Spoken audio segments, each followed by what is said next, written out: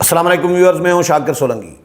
Viewers, P T I کے 80 ارکان قومی اسمبلی جن کو سپریم کورٹ نے ماورائے آئین فیصلہ دیتے ہوئے پی ٹی آئی میں بھیج دیا ہے اور پی ٹی آئی کو پارلیمانی پارٹی قرار دے دیا ہے، اب ان کا معاملہ سنگین ہوتا جا رہا ہے۔ صورتحال ہر آئے دن نیا رخ اختیار کر رہی ہے۔ سپریم کورٹ کے 8 ججز نے تو پی ٹی آئی کو بن مانگے ریلیف دے دیا، ریلیف کیا فائدہ دے دیا، لیکن جو قومی اسمبلی نے اور سینٹ نے، پارلیمنٹ نے قانون منظور کیا، الیکشن ایکٹ ترمیمی بل میں وضاحت کی کہ بھائی جو پارٹی الیکشن نہیں لڑی وہ پارلیمانی پارٹی نہیں ہو سکتی، اور 3 دن کے اندر جنہوں نے جوائن نہیں کی پارٹی ان کو 15 دن کیسے دیے جا سکتے ہیں؟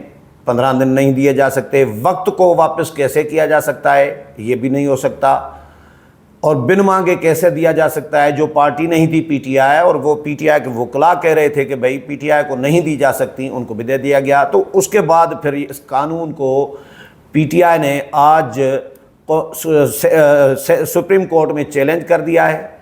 بیرسٹر گوہر نے آج سپریم کورٹ میں پٹیشن دائر کی ہے کہ اس کو کالعدم قرار دیا جائے جو نیا قانون بنایا گیا ہے۔ اور اس کے علاوہ الیکشن کمیشن آف پاکستان بھی سپریم کورٹ میں پارٹی بن گئی ہے، نظر ثانی میں چلی گئی ہے۔ الیکشن کمیشن نظر ثانی میں اسی لیے گئی ہے کیونکہ الیکشن کمیشن کو پہلے تو حکم دیا گیا تھا سپریم کورٹ کی جانب سے کہ 15 دن میں عمل درآمد کرائیں، اور 15 دن میں عمل درآمد میں کوئی رکاوٹ ہو، کوئی پریشانی ہو، کوئی کنفیوژن ہو، ابہام ہو تو پھر ہمارے ساتھ رجوع کر سکتے ہیں۔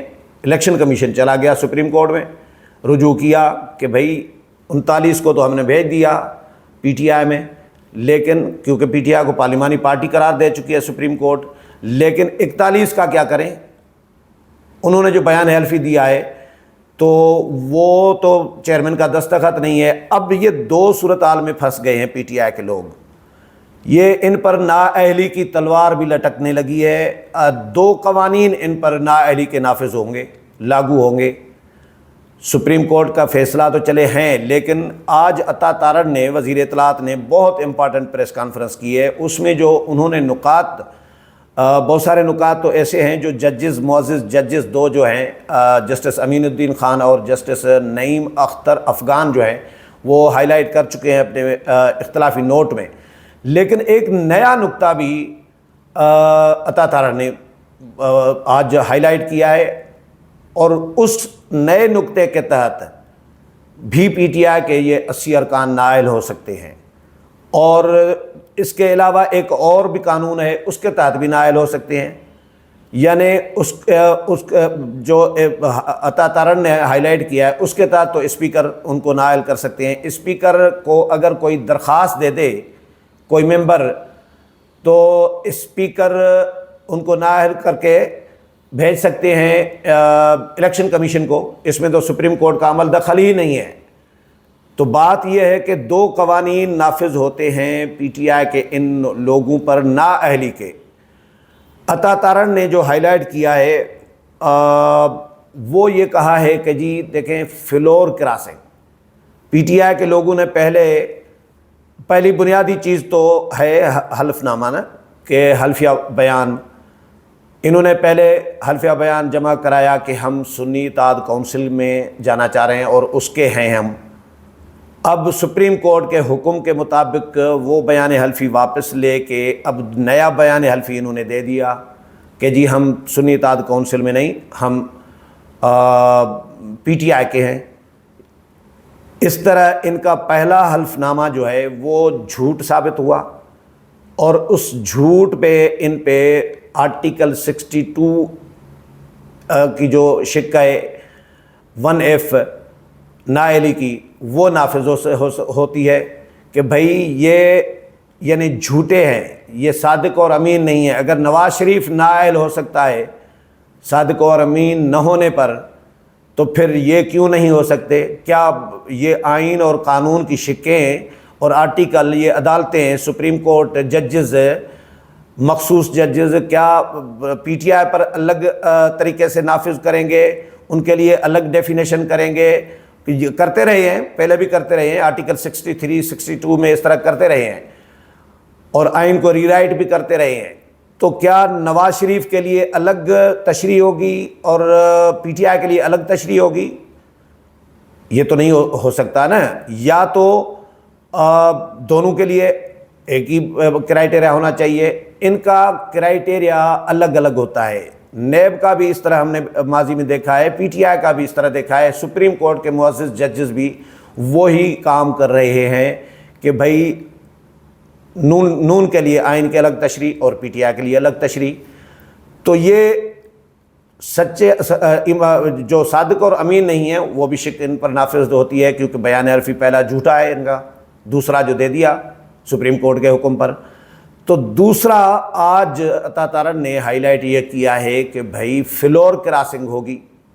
پہلے سنی اتحاد کونسل میں گئے، اس کے ممبر تھے، سنی اتحاد کونسل کے نام پر بینچوں پر بیٹھے رہے، اور اب سنی اتحاد کونسل چھوڑ کر پی ٹی آئی میں چلے گئے، تو یہ فلور کراسنگ ہوئی۔ کیا سپریم کورٹ فلور کراسنگ پہ بھی نااہلی ہوتی ہے؟ چاہے تاعمر تاحیات نااہلی نہیں ہے آج کل، لیکن ایک ٹرم کے لیے تو ہے، اور ڈی سیٹ بھی ہو سکتے ہیں۔ تو کیا سپریم کورٹ کسی کو فلور کراسنگ فیصلے کے تحت آئین کی وائیولیشن کرا سکتی ہے؟ یہ فلور کراسنگ تو آئین کی وائیولیشن ہے، اس پہ تو نااہلی ہوگی۔ کیا سپریم کورٹ کے فیصلے سے 8 معزز ججز کے فیصلے سے فلور کراسنگ کسی ممبران کو کچھ ممبران کو کرائی جا سکتی ہے؟ یہ نہیں کرائی جا سکتی، تو اس پہ بھی نااہلی ہو سکتی ہے۔ یہ 2 قوانین ہیں۔ میں جو ہائی لائٹس ہیں وزیر اطلاعات کے عطا تارڑ کے، وہ آپ کے ساتھ شیئر کر دیتا ہوں، آپ کو اندازہ ہو جائے گا کتنے بڑے بلنڈر کیا ہے ہمارے 8 معزز ججز نے، اور آئین کے ساتھ جو کھلواڑ کیا گیا ہے۔ اچھا، عطا تارڑ صاحب کہہ رہے ہیں کہ جی دونوں ایوانوں سے منظوری کے بعد ترمیمی بل الیکشن ایکٹ بن گیا ہے۔ اس ایکٹ پر بات ہونی چاہیے کہ یہ قانون کس نظریے سے بنایا گیا ہے۔ نون لیگ رہنما بلال کیانی نے قومی اسمبلی میں الیکشن ایکٹ ترمیمی بل پیش کیا، سینٹ میں طلال چودھری نے پیش کیا، اور وہاں اور بھی اکثریت رائے سے منظور ہوا اور قانون بن گیا۔ عطا تارڑ نے کہا کہ جی فلور کراسنگ کے حوالے سے آئین واضح ہے کہ یہ جائز نہیں ہے۔ فرض کریں کہ کوئی آزاد امیدوار مسلم لیگ نون کا ایفیڈیوٹ جمع کرا دیتا ہے، تو رولز یہ کہتے ہیں کہ 3 دن کے اندر پارٹی وابستگی ظاہر کرنی ہوتی ہے آزاد امیدوار کو۔ حلف نامہ کسی دوسری پارٹی کا اگر دے دیا تو کیا وہ حلف نامہ ختم ہو سکتا ہے؟ ایک حلف نامہ کیسے ختم ہو سکتا ہے؟ قسم ہے بھائی، حلف نامہ قسم ہے۔ اچھا، دوسری پارٹی میں شامل ہو سکتے ہیں کیا کسی کے حلف اٹھائے ہوئے ممبر کی رکنیت کو ختم کر کے نئے ممبران کو فلور کراسنگ کروا کر نئی پارٹی جوائن کروا کے کیا کروائی جا سکتی ہے؟ یہ سوالات ہیں کہ بھئی ایک ممبران پیپلز پارٹی نون لیگ اور جے یو آئی کو یا ایم کیو ایم کو، مختلف جماعتوں کو سیٹیں مل چکی تھی الیکشن کمیشن کی جانب سے، ان کے ممبران حلف لے چکے تھے، ان کے ممبران کو ختم کر دیا گیا، اور پھر نئے ممبران کو ان کی جگہ پہ داخل کیا گیا، شامل کیا گیا، پھر ان کو نئی پارٹی بنا کے دے دیا گیا۔ تو سیاستی پھر سپریم کورٹ کرے، یہ معزز ججز ہی فیصلہ کریں نا، حکومت کا بھی یہی فیصلہ کریں کہ حکومت کس کو ہوگی، وزیر اعظم کا بھی یہ فیصلہ کریں، آرمی چیف کا بھی ان کو فیصلہ کرنا چاہیے۔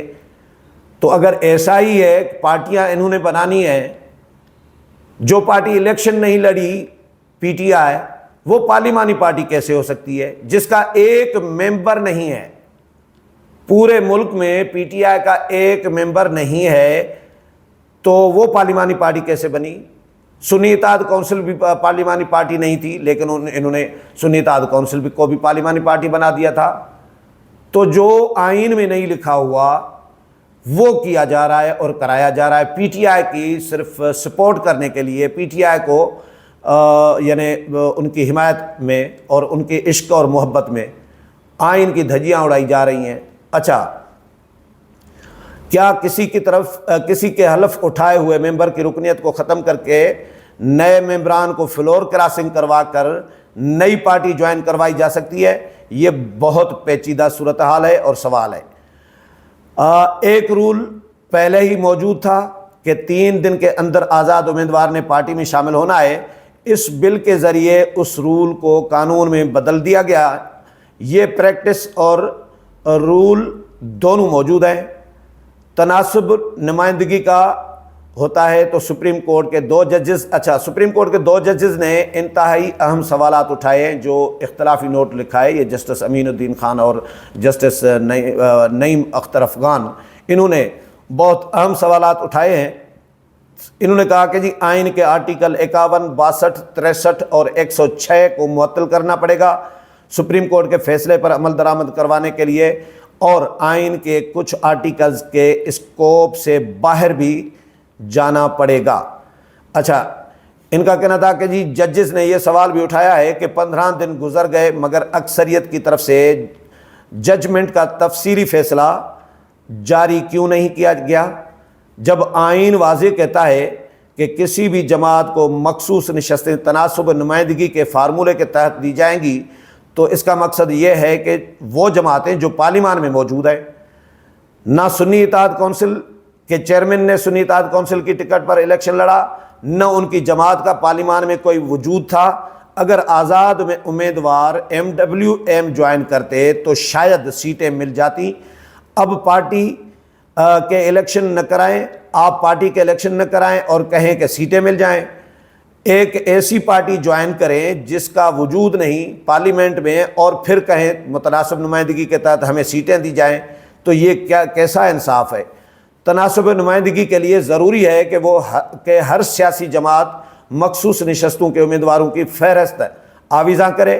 شیڈول کے مطابق اس شیڈول کو بھی سپریم کورٹ کے فیصلے نے ختم نہیں کیا۔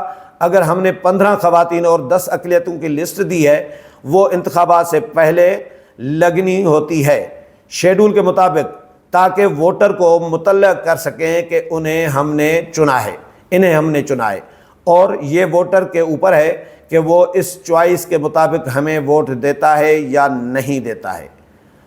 قانونی ماہرین عطا تارڑ کہتے ہیں قانونی ماہرین کے مطابق وقت کے دھارے کو پیچھے موڑا گیا، بن مانگے ریلیف دیا گیا، اور ایسے فریق کو ریلیف دیا گیا جس نے مانگا ہی نہیں تھا۔ پارلیمان ایک بالادست ادارہ ہے، ان کو قانون سازی کا اختیار ہے پارلیمنٹ کو، اور اس نے ایک رول کو قانون بنایا ہوا ہے، اس کو تقویت بخشی، قانونی سکون پیدا اس کا حل ضروری تھا۔ قانون جو سکون پیدا ہوا تھا اس کا حل ضروری تھا۔ قانونی معاملات میں انصاف ہوتا نظر آنا چاہیے۔ یہ عطا تارڑ کے ہائی لائٹس ہیں پریس کانفرنس کے، جو آپ کے ساتھ شیئر کیے ہیں۔ امید ہے پروگرام پسند آیا ہوگا۔ اگلے پروگرام میں پھر ملاقات ہوگی، تب تک اجازت چاہتا ہوں۔ اللہ حافظ۔